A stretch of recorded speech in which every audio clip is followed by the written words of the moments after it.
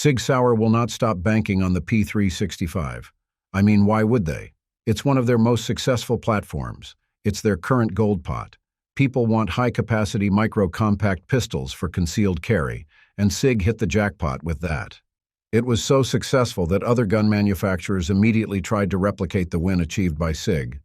But as I've said, Sig Sauer has no plans of stopping expanding the P365. Just this June 25 of this year, Sig Sauer has come full circle with the introduction of the Sig P365 FUSE, which, if we base it on the words of the company, is a crossover pistol that offers a staggering capacity of 21+1 rounds. Later on, I will discuss how Sig Sauer achieved such a feat. In the meantime, allow me to introduce myself. I am your boy, Ted, from Line 45. In this episode, I will be introducing to you the latest installment of the Sig P365 franchise, which is the Sig Sauer P365 FUSE. Before we get underway, please remember to hit the like and subscribe buttons. I know it feels like a hassle, but those simple clicks mean a lot for my channel. Now let's return to the video. The introduction of the P365 FUSE feels like Sig Sauer spoiling its customers. Giving a gun with a 21+1 round capacity is just a different story altogether. I mean, I don't want to say this at all, but the P365 FUSE is built differently in the sense that it remains concealable despite gaining a lot on its clip.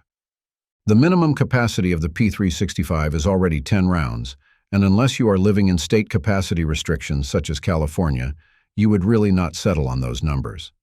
There are specific variants of the P365, such as the P365 XL and P365X, that feature a capacity of 12+1 rounds on their flush-fit mags.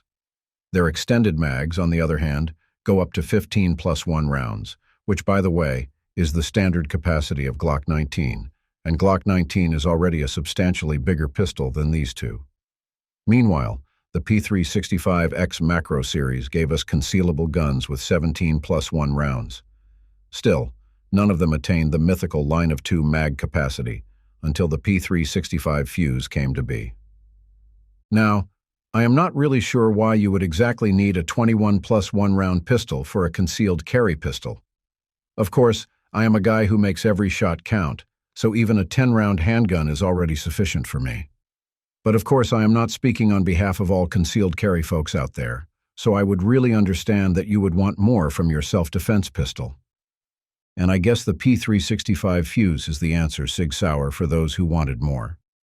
New for 2024, the P365 FUSE is touted by the company as the ultimate fusion of full-size capability that doesn't compromise on capacity, shootability, or concealability. There are distinct differences between the P365 FUSE and previous models of the P365. For starters, the gun uses the extended grip of the X Macro and pairs it with a slide that is significantly longer than the P365 XL. Right now, I can say that this pistol is no longer a micro-compact gun. It is much closer to the size of Glock 19 than the size of the original P365. Just take a look at this thing. Its length already measures 7.2 inches long, while its height is about 5.1 inches. It still retained a narrow profile. If I am correct, the grip area of this pistol has a width of about an inch, and when equipped with an unloaded magazine, it only weighs 23 ounces.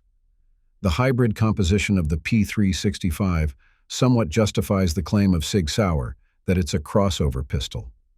But of course, the distinct difference between this gun and the Glock 19 and other compact pistols is that it bears a higher capacity on its clip. Specifically, there are two 21-round mags that ship with the P365 FUSE, alongside one 17-round mag.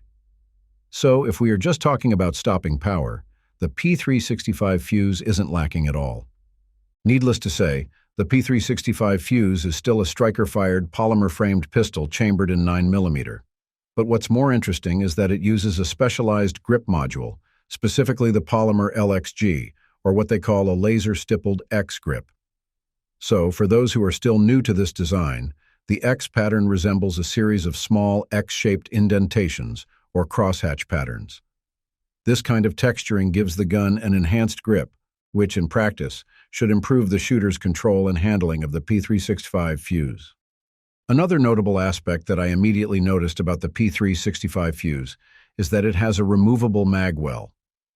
Previous P365 models don't have this feature, so it's really a big deal that the new P365 Fuse incorporates a detachable mag well. It simplifies the way you reload the gun, which is important since you don't want to lose that 21+1 round advantage in combat and in the range. You can also attach accessories to the gun, thanks to its M1913 Picatinny rail. Of course, unlike Glock pistols, this is a genuine Picatinny rail, so it is compatible with different weapon accessories out there. This Picatinny rail integrated on top of the dust cover of the P365 Fuse has 3 slots, and upon checking, it's affixed tightly so it's not prone to moving or dislodging when the gun is knocked or under recoil. It's pretty much a well-placed Picatinny rail, and I have zero complaints about it. It also follows the theme of other P365 pistols by having a degree of modularity in its design. I'm talking about its interchangeable backstraps, with the one factory installed in the gun being a medium-sized strap. But it also ships with 2 additional straps so that you can experiment with its fit. Obviously, one backstrap is larger, and the other is smaller than the backstrap installed in the P365 Fuse. Now let's talk about its nickel-plated flat-face trigger. From its design alone, I can already see that this trigger is geared not only for performance and aesthetics. I mean, it's a cool-looking trigger, and I can certainly double down on that. But as I've said, this trigger is fine-tuned to operate way better than most striker-fired triggers out there. I appreciate the nickel plating since it's smooth and not so susceptible to friction. Of course, I believe that the nickel plating is also there to make the trigger a lot more durable. I am really all right with using curved triggers, but the flat-face triggers, in my opinion, are just more predictable and consistent. You can place your trigger finger uniformly, given that their surface is flat, so that also translates to better accuracy and control.